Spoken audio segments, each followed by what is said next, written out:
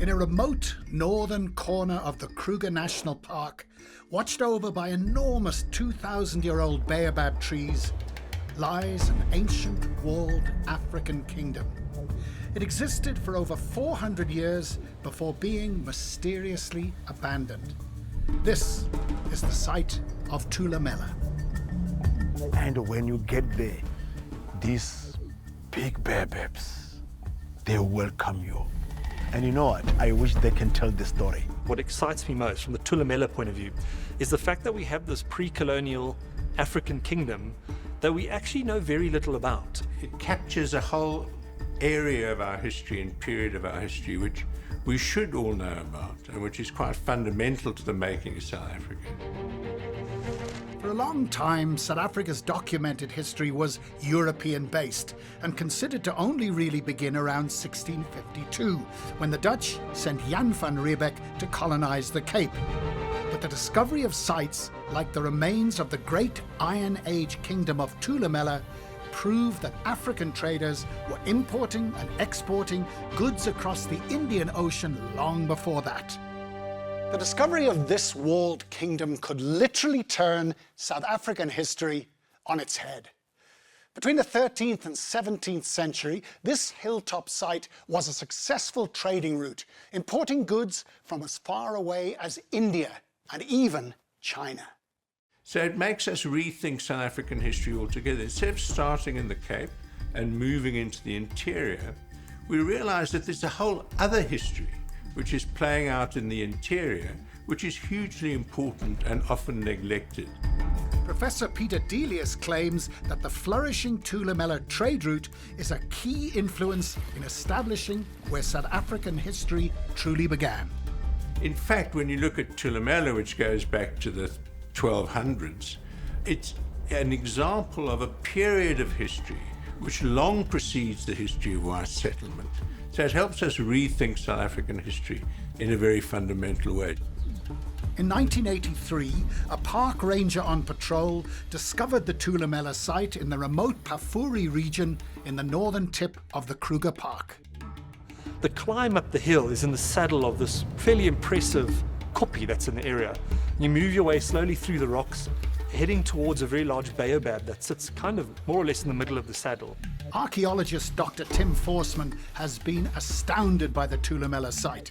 For starters, the breathtaking view from the top of the hill, where the Luvuvu River joins the mighty Limpopo. From that baobab, you turn to your right, and you kind of follow this trail of baobabs all the way up through until you eventually arise onto the top of this hill. The kingdom's capital was strategically placed on a small hilltop. A stone citadel was built, and it's estimated that at least 1,000 people lived on the hill, and another 1,000 on the floodplain below. You can make sure that any trader has to stop and to pay their respects, probably in trade goods.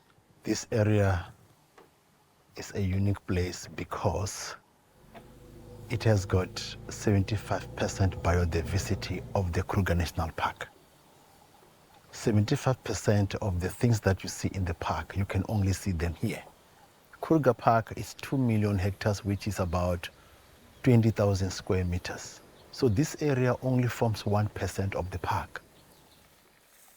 Godfrey Beloy lives and works in the Pafuri region. His family have lived here for over 2 centuries. Apart from that, amazing history. The history of the Thulamela people, the Iron Age history, and the history of the Makuleke people. So that makes it so special.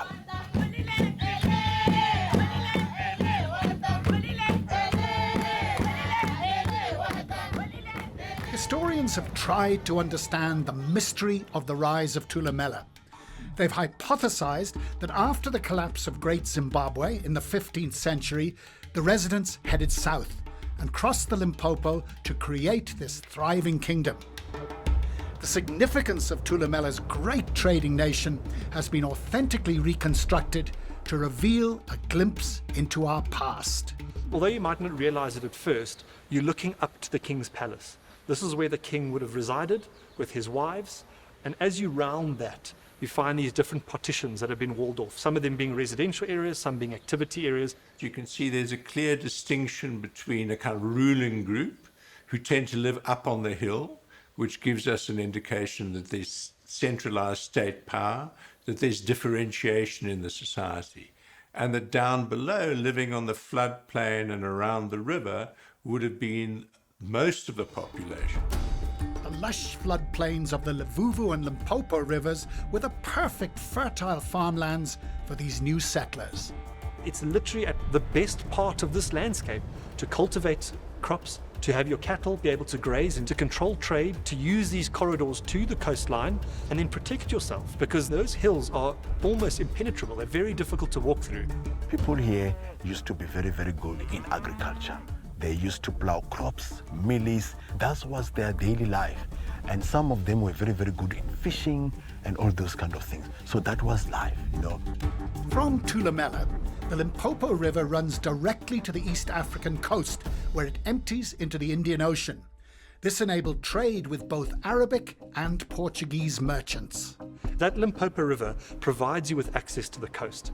It becomes a kind of highway, in a sense, moving any goods into the interior, and through that region, this river was a corridor. It also links to an Indian Ocean trading system via the East African coast, which spans the Middle East, India, China, Indonesia. They were trading primarily with the East African ports. So there's Shibawene, which is close to modern Vilankulos, and then later on Sofala, which is close to what is now modern Beira, are the crucial trade links. The global world didn't connect to South Africa at the Cape. The global world connected to South Africa through the coast into the interior. In addition to trade, there's evidence that Thulamela was also a crucial production site. Skilled workers were extracting iron ore from nearby mines and converting it into iron to trade. People were working with ivory, they were working with copper, they were working with gold, they were sewing, they were making cotton cloth. So it was like a huge production center, which is not often the way we think about African kingdom. But we know huge volumes of cotton were coming in from India and elsewhere. But what we also see at Thulamela is that cotton plants were imported. So you've got exotic cotton plants which are not indigenous. At the site, clay spindles show evidence of a flourishing cotton industry. There are pieces of pottery and earthenware from cooking pots. Glass and ostrich egg trading beads are still scattered on the ground today, revealing a busy local community. Glass beads were never produced locally, and we can tell that when we do mineralogical studies of the glass itself. They've got a fascinating range of colors. We know where they're made, we know where the glass is made, we know where the beads are smelted, we know where they're coming from. We know they're not, in the main, being made in Africa. As well as the import business, the export industry to Muslim and Asian traders was flourishing. Sadly, the big sales were in rhino horn, leopard skins, turtle shells, and of course, ivory. The trading system was dominated by the export of ivory initially. It was inexhaustible. People would get as much ivory as they could take. And African ivory was particularly sought after because it was particularly good to work with, to carve, to turn into ornaments. They'll bring pottery, they'll bring beads, and they'll bring it here and exchange that with ivory. In 1770, more than 85,000 tons of ivory were taken away from this area. That is equivalent of 2,000 elephants that were killed. Today, the Pafuri area is abundant with game. This is a true testament to the commitment of the Kruger National Park and the work of the local community who've put a huge effort into protecting it. What we are doing here at Pafuri means a lot to the future generations. The Makuleke people are the first people to claim the land in the Kruger National Park. And that is history. That alone is history.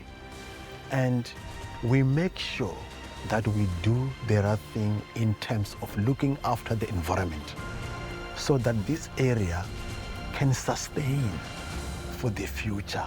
Community leaders, historians and archaeologists worked together to uncover more mysteries of Thulamela. Excavations carried out in the 90s revealed 2 burial sites on top of the hill. And so another mystery needed solving. As it appeared, they died over a century apart. Community leaders allowed the graves to be exhumed and reveal their secrets. King Ingwe, or leopard, was found in one grave. In the other, located in the wives' living area, the remains of a woman of noble birth were discovered. The male burial was dated to about 1480, somewhere around there. The king didn't die there. He died somewhere else, and they carried the bones. And the reason why they say that is because the bones were not intact like a human skeleton. You know, they were put together like a pie. And the reason why they carried him was that they believe that wherever they go, they will be protected. So there's a 120 or so year gap between these 2 individuals. The female appears as if she possibly died in the settlement and was buried there. The female figure was around 50 years old when she died. She was buried on her side in the losha position, with hands placed under the left side of her face. This, along with the gold items in her grave, is a sign of respect and nobility. We can see in the burial of the woman that she's buried alongside a whole range of high-value goods. She's wearing gold, she's wearing necklaces, and she's got gold beads with her. So why did the residents of this flourishing hilltop site leave their home? Theories range from traditions following the death of a ruler to an environmental disaster or a war over the control of land and resources. Part of the mystery of Thulamela is that we don't know how it came to an end, why that site was abandoned, and that's part of what we hope to find out. And so it's really at the cusp of colonialism that Thulamela was at its peak. So this is another big mystery, is how did that change the Thulamela kingdom? How did it influence its trajectory? Did it result in its decline? Did it aid in it becoming more politically strong over a certain period? We don't know. This is a period of great turbulence in central Southern African history. It's a period after the decline of Great Zimbabwe. The Great Zimbabwe site is abandoned in around about 1500. We know that new states are emerging in the interior. I think what are the mysteries is an interesting way to think about it, because there's so many little lines that we can go down. Where did Thulamela really come from? Why at the opening of the Levubu River on this hill did all of a sudden this amazing and incredible capital and kingdom appear? And over what period did it appear? So with appropriate research and attention, we can hopefully give a much clearer understanding of both why Thulamela became abandoned, and much earlier, how it emerged in the first place. These questions are still unanswered. So much of Thulamela's history disappeared when it was abandoned, but the ongoing mystery is very much alive. Yes, it has got a very special place in my heart. We were able to claim the land back. But instead of coming back here and do some other projects, we decided to keep it for conservation so that people from all over the world can come and enjoy this place. And then for that reason, it is a special place, not only for me, but for the rest of the Makuleke people. We all love this place.